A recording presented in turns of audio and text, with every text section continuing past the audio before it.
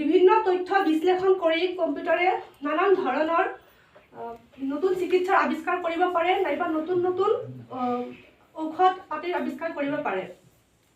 ঠিক সেইদৰে বিত্তীয় ক্ষেত্ৰত কম্পিউটাৰৰ সহায়তে চাইবাৰ আক্ৰমণ ধৰা পেলাব পাৰে আৰু ইয়াক প্ৰতিৰোধ কৰিব পাৰি। কম্পিউটাৰৰ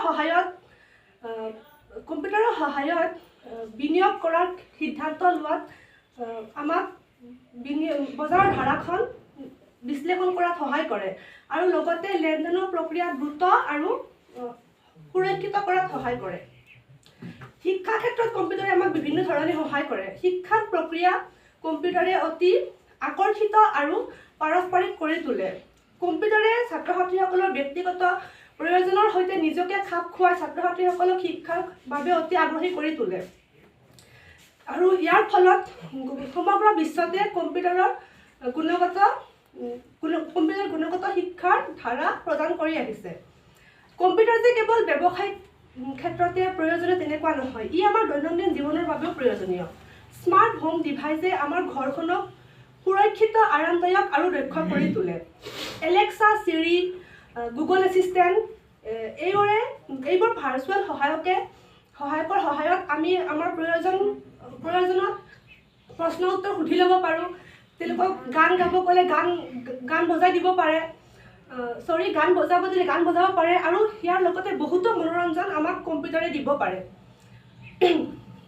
মহান শক্তিৰ লগত মহান দায়িত্বসমূহো আহে, গতিকে আমি আমাৰ স্মাৰ্ট কম্পিউটাৰসমূহক সুৰক্ষিত কৰিব পৰাটো নিশ্চিত কৰিব লাগিব। এয়াৰ সিদ্ধান্তসমূহ ন্যায্য হয়নে নহয় আমি নিশ্চিত কৰিব লাগিব আৰু ইয়াৰ লগতে ইয়াৰ প্ৰযুক্তিক ব্যৱহাৰসমূহ সকলোৰে ক্ষেত্ৰত প্ৰদান কৰাটো নিশ্চিত কৰিব লাগিব। আমাৰ নতুন চাকৰি উদ্যোগৰ ক্ষেত্ৰত কম্পিউটাৰে বহুত সহায় কৰিব।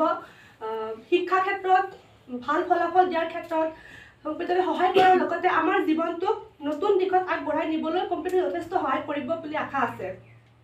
সামৰণিত মই ইয়াকে ক'ব খোজোঁ যে কম্পিউটাৰ আমাৰ ভৱিষ্যত, গতিকে আমি সকলোৱে কম্পিউটাৰৰ ব্যৱহাৰৰ বিষয়ে শিকি ল'ব লাগে, জানি ল'ব লাগে।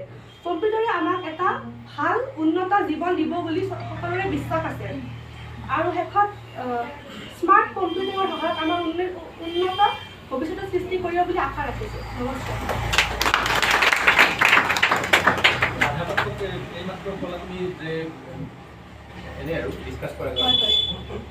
মেচিন লাৰ্নিং আৰু আৰ্টিফিচিয়েল ইণ্টেলিজেন্স, মেচিন লাৰ্নিঙো ব্যৱহাৰ কৰিব পাৰি, আৰ্টিফিচিয়েল ইণ্টেলিজেন্সো ব্যৱহাৰ কৰিব পাৰি, দুইটা বেলেগ বস্তু নে একে? ছাৰ, আৰ্টিফিচিয়েল ইণ্টেলিজেন্স সেইটোৱে কম্পিউটাৰক মই কৈ দিছোঁ, কম্পিউটাৰক কি কয় সিদ্ধান্ত লোৱাত, মানুহৰ মুখ চিনাক্ত কৰাত আৰু ভাষা বুজাত সহায় কৰে বা আনকি বহুতো বিভিন্ন কাম কৰে।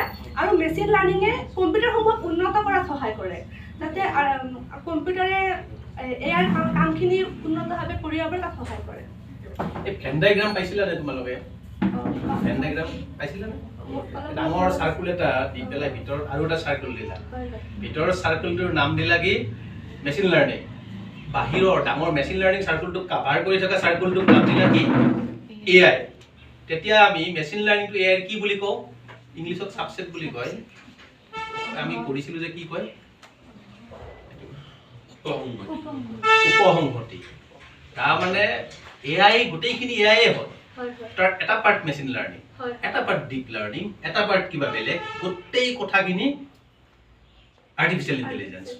গতিকে দুইটাই, কিন্তু তোমাৰ বক্তব্যখিনি খুব ভাল লাগিল। তোমালোকে কোন ক্লাছত পঢ়া? ছাৰ, মই ডিগ্ৰী কমপ্লিট কৰিছোঁ। ডিগ্ৰী কিহত কৰিছা?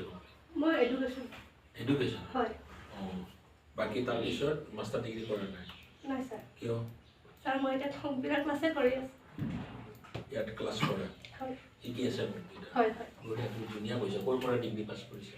মই দৰং মহাবিদ্যালয়, তেজপুৰ। দৰঙৰ পৰা? তোমাৰ ঘৰ ক'ত? মোৰ ইয়াতে সৰ্থেবাৰী। দৰঙত কিয় গ'লা? ছাৰ, আমাৰ তাত মানে আলহী আছে আৰু দৰং কলেজখন মোৰ কিবা এটা ভাল লাগে, তো সেইটো কাৰণে ল'লোঁ আৰু। তাৰমানে এতিয়া কথাটো হ'ল মই আৰু অলপ সহজ কৰি দিছোঁ, ভাস্কৰ ছাৰে যিখিনি কথা সুধিছে।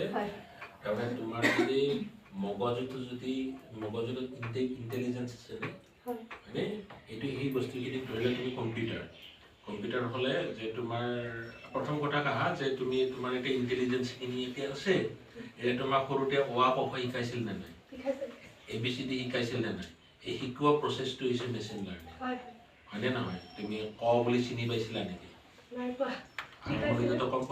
এতিয়াতো অসমীয়াতে শিকিছা কাৰণে পাৰিছা এতিয়া চাইনিজতো অ আ ক খ আছে আৰু তোমাৰ জাপানীজতো আছে সেইটো যদি তোমাক দেখুৱাই দিওঁ তুমি জানিবানে নাজানা কিন্তু অসমীয়া ইংৰাজী হিন্দীটো জানিবা আৰু তোমাক এইটো লাৰ্ণ কৰা হৈছে লাৰ্ণিং কৰা হৈছে তুমি জানিছা গতিকে জানিছা মানে তাৰ পেটাৰ্ণটো তোমাৰ মগজুত ধৰা পৰিছে ৰিকগনাইজেশ্যন হৈছে ৰিকগনাইজ কোনে কৰিছে লাৰ্ণিং কোনে কৰিছে ব্ৰেইনটোৱে কৰিছে ইণ্টেলিজেন্সখিনি কৰিছে ৰিকগনাইজ কোনে কৰিছে ব্ৰেইনটোৱে কৰিছে আৰু যিটো তোমাক শিকোৱা প্ৰচেছ সেইটো লাৰ্ণিং এতিয়া মেচিনটো মেচিনটোৰ যিখিনি ইণ্টেলিজেন্সি যিটো আমি গ্ৰোথ কৰাম তাৰে তোমাৰ ছফ্টৱেৰ লাগিব ধৰি লোৱা তোমাৰ বিভিন্ন ধৰণৰ ছফ্টৱেৰ ফ্ৰেমৱৰ্ক আছে যে পাইথন আছে মেটলেব আছে আৰু চামথিং আছে আমি বহুত আছে বুজি পাইছা SAS আছে মানে R আছে এইবিলাকৰ দ্বাৰাই তাক আমি ইণ্টেলিজেন্ট বনাম হয়নে নহয় আৰু তাক যি ধৰণে আমি শিকাম সেই শিকোৱাটোক ক'ব মেচিন লাৰ্নিং মেচিনটোৱে লাৰ্ণ কৰিব